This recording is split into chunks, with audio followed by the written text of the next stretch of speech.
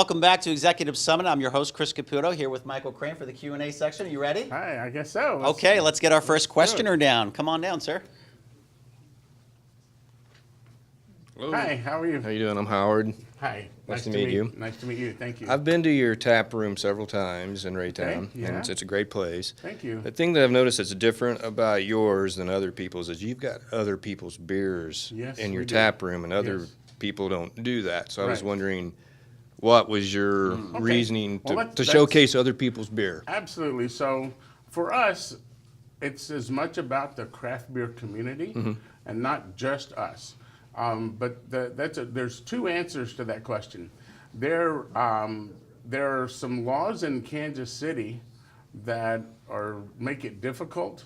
There are some breweries that are in the Kansas City area that by law are not allowed to have anyone else's beer Gotcha. other than their own. Sure. Now but it is relatively common throughout the country for craft beer tap rooms at a brewery to have guest taps. So the reason is, one, that we want to do it is we want to there's other beers that we don't make Yeah. to be able to share that with the community, and also twofold to support our friends that are in the community and have their beers on tap. The ones that are allowed by law we'll put our beers on too. Cool. So it's all part of being part of the craft beer community. We're all friends. On the distribution side, it's a little more fierce. Yeah. But one of the most fun things about doing beer events is hanging out with other breweries. And we do collaborations with other breweries. And our best friends are from other breweries. So I don't know of any other industry where your perceived competition Right. are actually your best friends, and you share with them. That's what I thought was unique about it. It's like, It hey, is, he's got and that's something other that's people's unique. beers in It's here. unique about craft beer. Yeah. There was one day we were getting ready to bottle beer, and for some reason that box that was supposed to be full of caps was empty. So ran around the corner, ran actually down into Kansas City to Torn Label, Yeah. and borrowed some caps. No problem. There's times that other breweries have come to us because they're looking for a particular kind of hop, and they were out of some hops. Well, we've shared those with them, and it goes around. The whole concept of the craft beer community that separates, I think, craft beer from all the other businesses is the feeling is that by everyone helping each other out, it makes all craft beer better. And if someone has a bad experience drinking craft beer, it could be anywhere, then their perception of craft beer is that, oh, it's kind of crappy.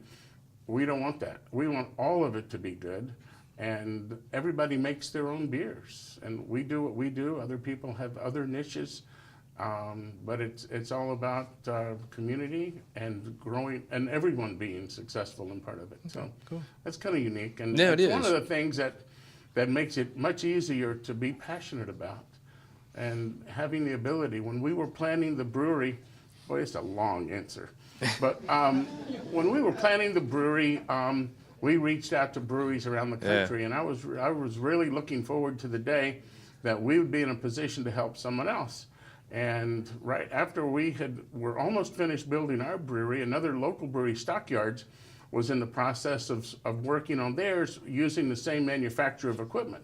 Well, they came and hung out and took a look at our equipment to see how things were going together, and we Right. were able to offer them a little bit of advice and things to look out for. So it's all part of the craft beer community, and we're all friends. So Cool. thanks. Yep. Well, Thank Thanks, you. sir. Yep. You know, there's a real interesting principle with that. I'm just going to double dip here. Yeah. You talked about, there's a phrase I heard in the last couple of years called co-opetition.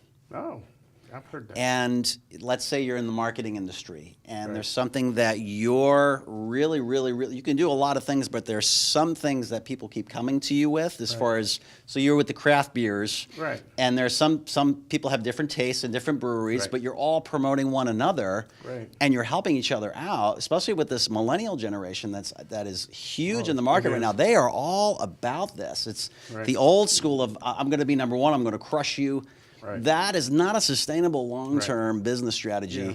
now and in the next 20 years. Right. It's not going to be Well, good. And I love how you right. just already step into that co-opetition, Absolutely. where it's helping, but then you get it back in Absolutely, spades. absolutely. Unbelievably. We So- want every local brewery to be successful. We want ours to be a little bit more. But I love the honesty as well. so, Fantastic. You know, when yeah. I hear of other breweries doing different things, I still want to be a little better. Yeah, yeah. But you've got the right certainly want attitude, though, everyone that to it's be not about successful. taking them out, Right. or I am better because I'm Right. just for the sake of being better. But it's co-opetition. So Right. if you're in marketing, for example, maybe you're really good at this one area niche of it, but then you build relationships with another person who has a marketing business, Right. and you guys work together and give each other business. That's something that could course. work. So, Absolutely. okay, all right, I'm done double dipping. Come on down, sir. Hey, Michael. Hi, how are you? Good to meet you. I'm Anthony. Got to say, I am a huge fan. I love the beers. I love the refreshing aspect of when I got into beers. You know, it just got inundated with the IPAs, and Right. there were so many. And then all of a sudden, I think I was. And I love what you said about the camaraderie Right.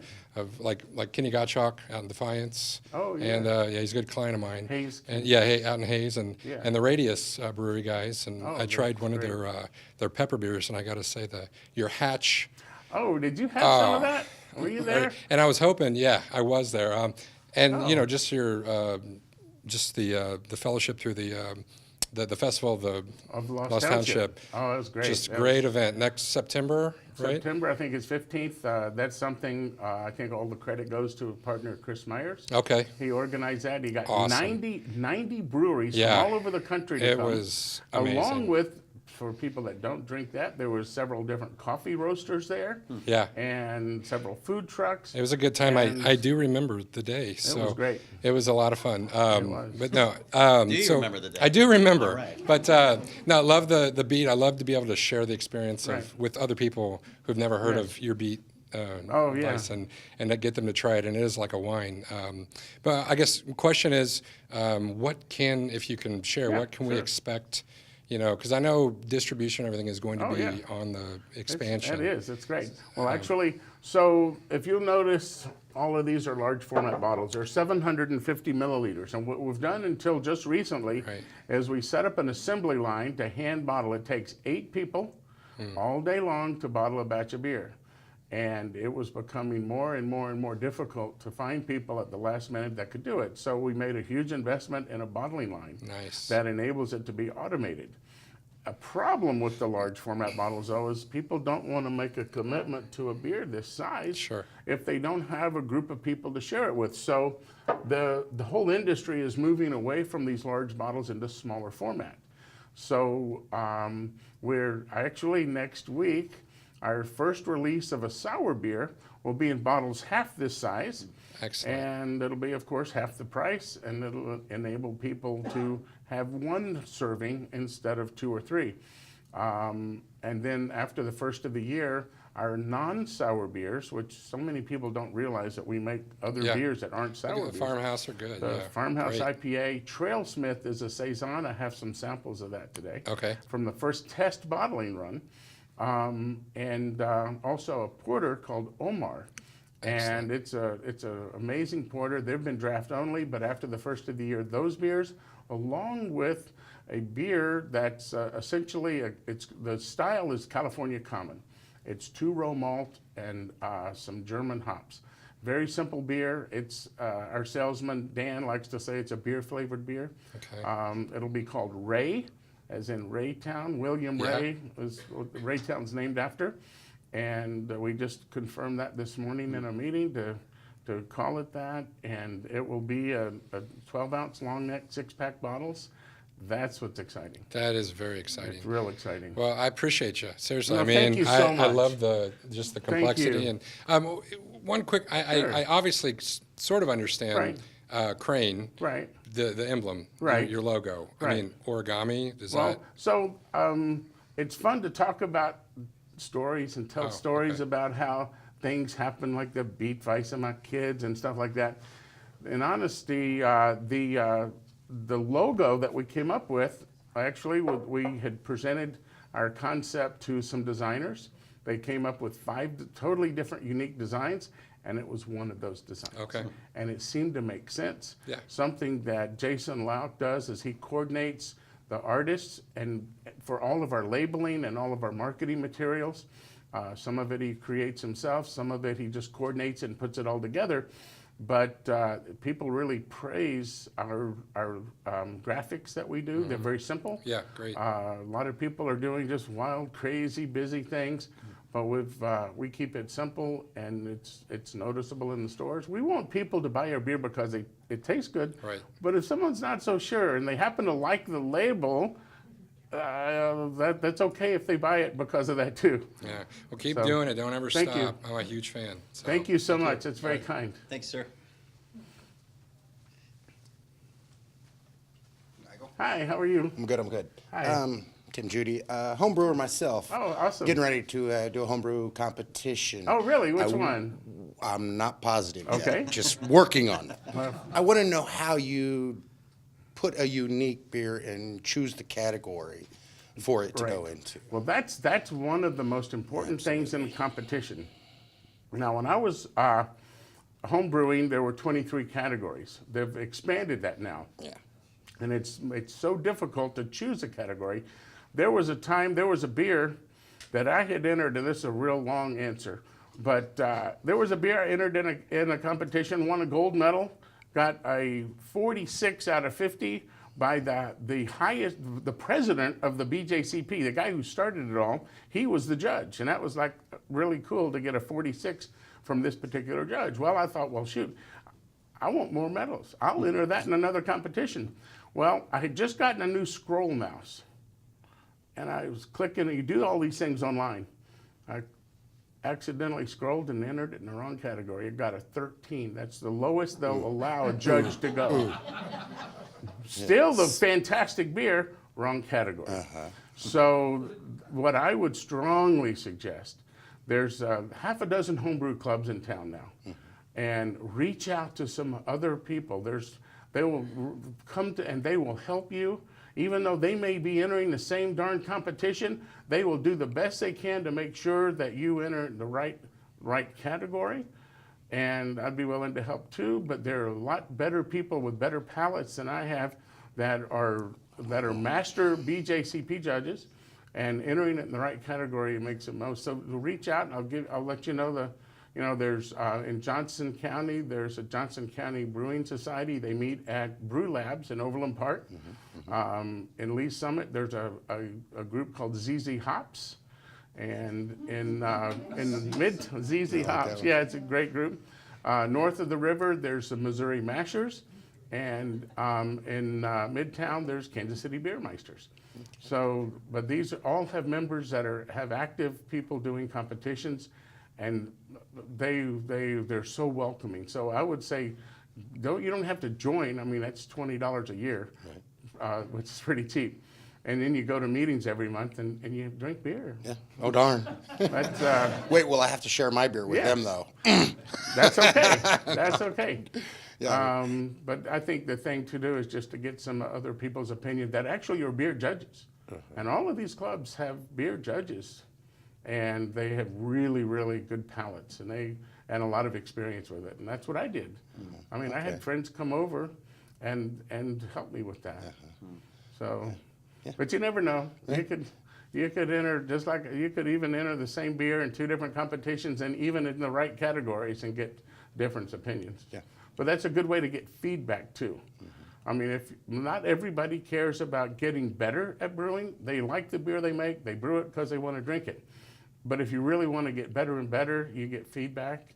You know, if a beer has a particular off flavor that's caused by a certain chemical compound that's a product of fermentation, say it ferments at too warm of a temperature, they can help pinpoint that and say, well, what yeast did you use? Yeah, and that's awesome. pinpoint that. So just having the camaraderie of a lot of other friends that they will become your best friends too. Well, my friends like it. Right. But, And then I need some outside opinion. Right, I don't exactly. want them just telling me they like it because they're my friends. No one's going to ever. Very few people will come up and tell you that it's bad. Yeah. Well, I have had those So when- mistakes. I've oh, made yeah. those mistakes too. Oh yeah. You know. But in the competition, it's all anonymous. The judges only see a number, a Right. judging number. Right. They never know whose it is. Okay. So that's the way to get honest feedback. And then there's other people that will tell you. But, so, Great. I anyway, appreciate it. thanks. Thank you, sir. Thank you very much. Oh, I feel like I was standing right in the middle of a, sometimes there's comic book conventions, homebrewing comic book convention right there going on with that language you guys were using. It's fantastic. So, what do you think? Are we ready to start popping do some samples? caps? I think Sure, we've got I think the some of crowd these. is We've got chomping some at the others. bit for some All right. some home brews. So with that, I want to thank Michael Crane. Thank you so Thank much. you. Round of applause one more time, ladies and Thank gentlemen. you. Thank you, everybody.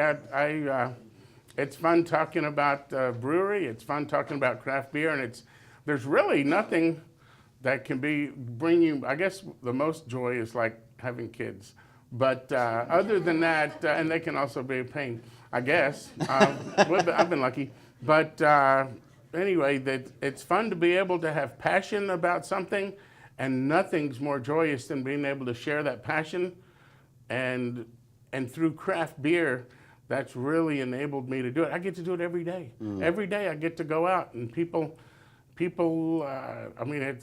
love what we're doing, and it's real exciting. When I was in the manufacturing business, I never got credit for anything I did. Now I get credit for stuff I don't even do. So there was just last night, this one couple that went to the tap room, and earlier I had met them at an event, and they had me sign a bottle, and they talked about how much they love me and love my beer, and there was a whole thread on Facebook just last night, and like I always say, I'm just lucky to have a great group of people that share the passion. They do all the work. I get to do the fun stuff. So anyway, but thank you. This has been fun. And with that, there's no way to follow that. With that, enough said. I want to thank you all for joining us, and we'll see you next time at Executive Summit.